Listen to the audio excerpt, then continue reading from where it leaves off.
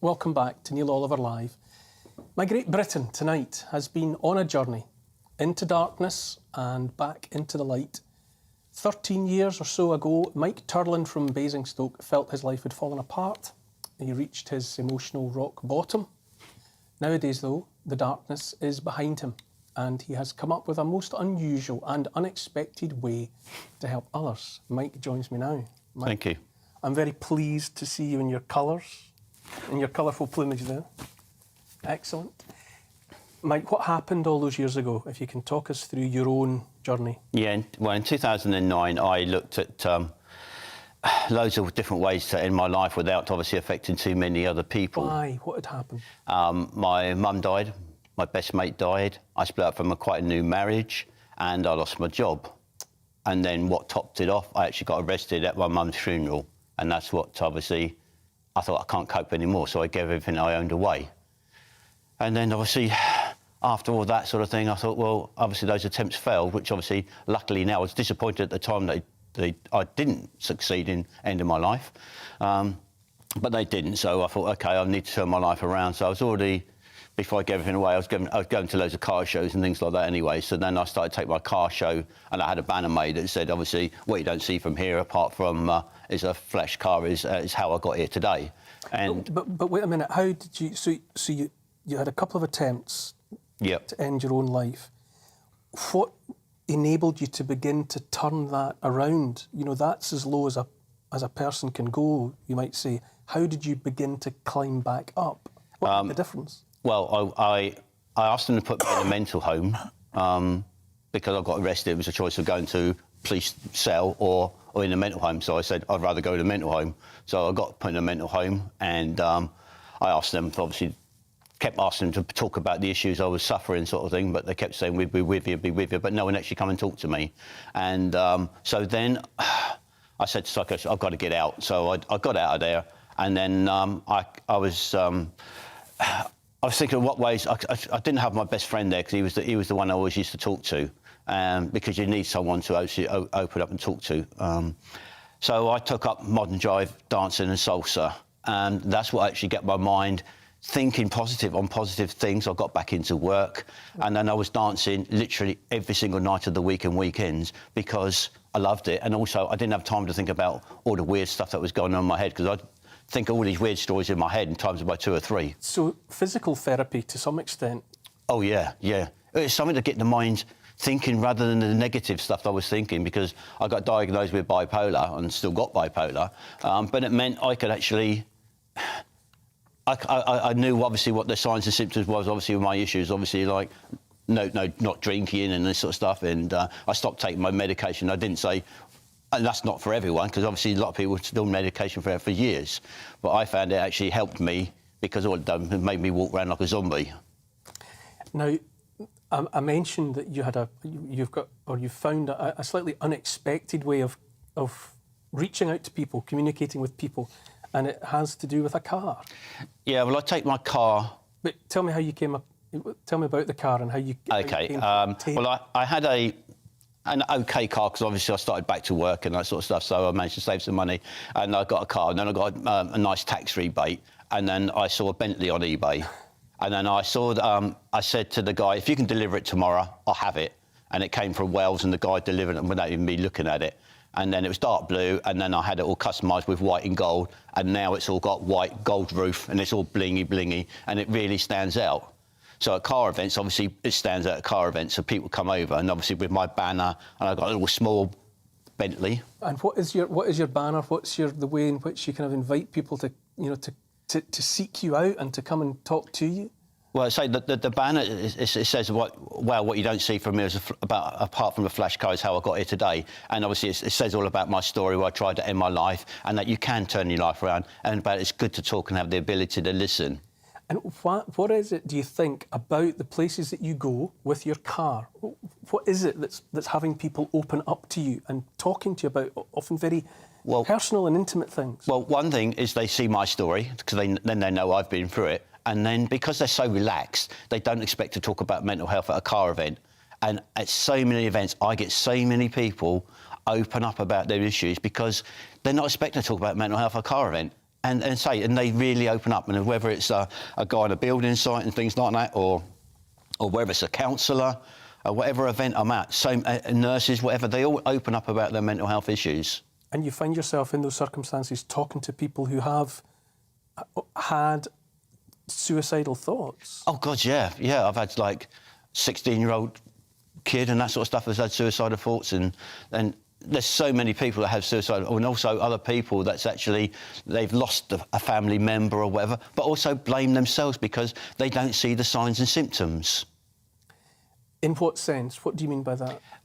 Well, like when I wanted to end my life, I just went and done it. I didn't go around screaming around the road saying, I've got to end my life, which a lot of people do, but they're the main, as far as I'm concerned, personal opinion only, they're the ones that are asking for help. Other people just go and end their life because obviously you're so rock bottom and something triggers you and you think, I can't cope no more, no one's going to miss you, and sort of you go to end your life. But so many people I speak to, they always blame themselves because they don't see the signs and symptoms.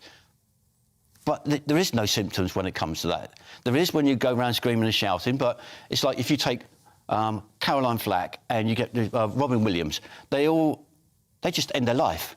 They didn't sort of, no one's expected those sort of people to end their lives, but they did. Mm-hmm. And how many people have you been able... I mean, this started to happen to you in 2009. Yep. How many people would you say that you've been in contact with in the years since? Oh, I lose count because obviously I get emails, I get so many events that I do throughout the year. I do about 40 events a year.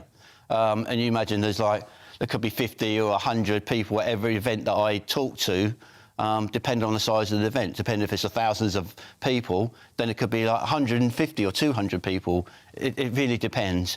But let's say everyone, if they're not prepared ready to open up, then they just nod at me and smile and acknowledge that obviously they know exactly what I mean by my story, sort of thing. It's wonderful to talk to you, Mike. The whole point of the Great Britain is to take a pause and realise that there are so many people, perhaps invisible among us, who've had to overcome something, be it physical, be it mental, be it emotional, sometimes on their own behalf, sometimes they're responding to a trauma experienced by somebody close to them. And rather than going down, they find the energy and the inspiration to come back up, which is what you've done. And the fact that you're sitting there in those, with the bright colours, and that you reach out to people in such an unexpected way, I think definitely makes you a Great Britain. I think, Tom, you want to come in? Absolutely. It's great to see a Great Britain that is truly patriotic as well.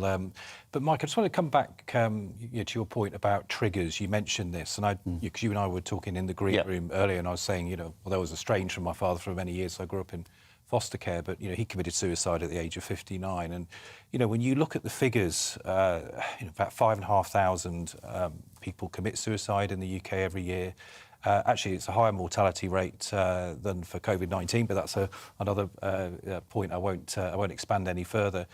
But when you drill down into those figures, 3/4 of them are men, and the majority of them are between the age of 40 to 49. So what is it about, something about being male, being middle-aged, that triggers that whole process that potentially leads to someone just wanting to end their life? And not perhaps the demographic that's traditionally the best at opening up and talking. Yeah, which is why I think Mike's approach, going around the country, these events, this isn't like just going to a GP surgery, say, well, pick up a leaflet and register with your local mental health nurse, is it? This is about it's young men as well. I mean, my uncle committed suicide when he was in his 20s.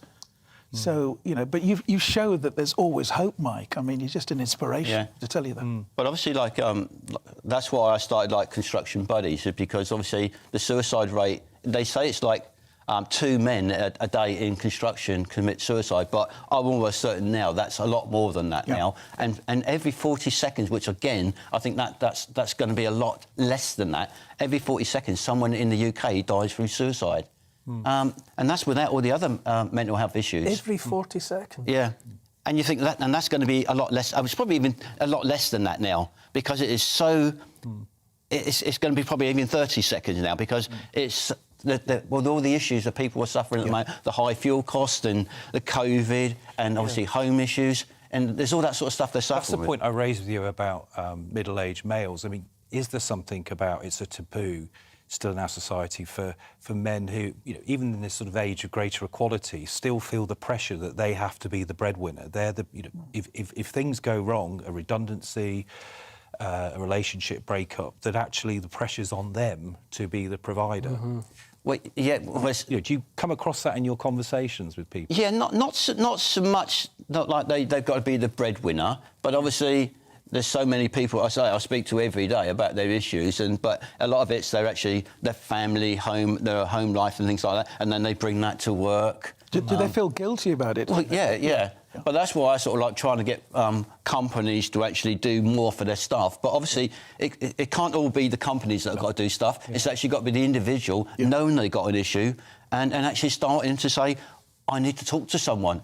But you're so right. Whether you realise that or it's you've happened upon it by chance, that being exactly as you say at a car festival, people are there off guard in the best possible way. They're just there with their mind on other things, and then suddenly they find themselves in your company and almost without meaning to, beginning the very difficult task of opening up and realising that they have a problem that they have to deal with. It's such an inspirational story.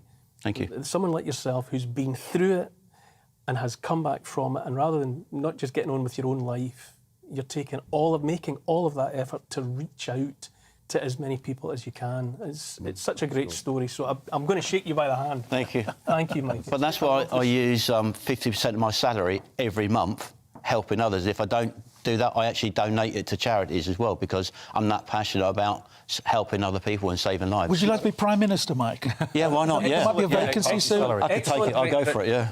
I have to move on, though. After the break, with fewer than 4% of England's rivers open to the public, canoeists are campaigning for access to more waterways. I'll be discussing this with Conservative MP Philip Dunn, who's the chair of the House of Commons Environmental Audit Committee. Don't go away.